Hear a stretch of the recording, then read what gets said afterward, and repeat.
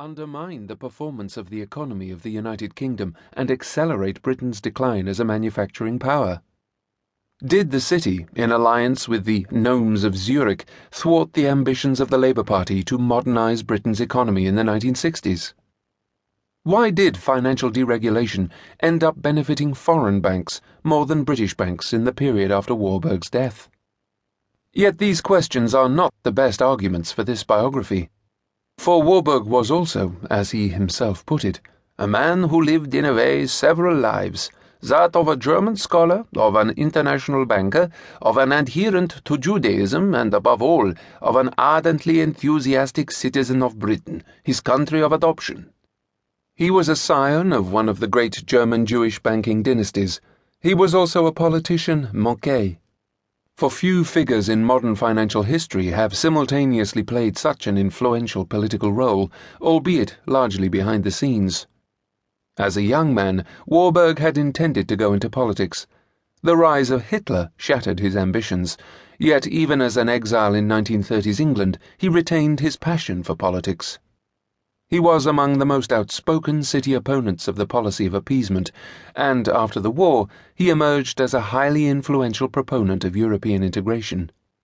Indeed, the part Warburg played in what has hitherto been the secret history of European unification, the process whereby Europe was financially as well as politically integrated, is among the most historically significant revelations of this book. Bankers, it now becomes clear, were as important as bureaucrats in propelling forward the project for a united Europe, and no banker did more to advance this cause than Siegmund Warburg. He consistently sought to accelerate the process whereby European institutions, in both the public and the private sector, were linked together across national borders. And he strove for decades to overcome the resistance of the British establishment, the political and civil service elites of Westminster and Whitehall, to the idea that Britain should be a fully fledged member of a European Union. At the same time, Warburg remained a committed Atlanticist, seeing no contradiction between Europe's economic integration and its strategic dependence on the United States. Despite the fact that he had opted for the city over Wall Street, he never lost sight of his lifelong goal of transatlantic financial integration and spent as much of his working career in New York as in Frankfurt, Hamburg, Paris, and Zurich combined. His attempts to salvage Kuhn Loeb and Co., once one of the titans of Wall Street, is one of the hitherto unwritten chapters of American financial history. Bankers, it is often said, are the real powers behind the scenes of politics. But how in practice could a banker like Warburg exert power in the post-war world? Part of the answer lies in his pioneering role in corporate finance, which put him at the very heart of successive governments' efforts to resuscitate the ailing British economy. It was the emergence of S.G. Warburg and Co. as the masterminds of the takeover bid, beginning with the contested bid for British aluminium, that transformed Warburg from an outsider, cold-shouldered by the snobbish old boys network of the city, into one of the key insiders of 1960s politics. To an extent not previously realized by historians, Warburg became one of Harold Wilson's most trusted confidants on economic questions during the latter's first term as Prime Minister.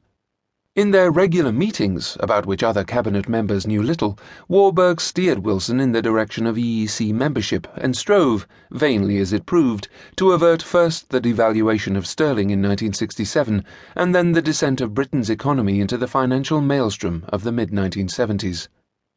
Though eternally grateful to England for the opportunities it gave him, Warburg retained a lifelong suspicion of the English social elite, attributing many of the country's post-war problems to the deadening influence of the socially exclusive public schools and the mandarins of the senior civil service.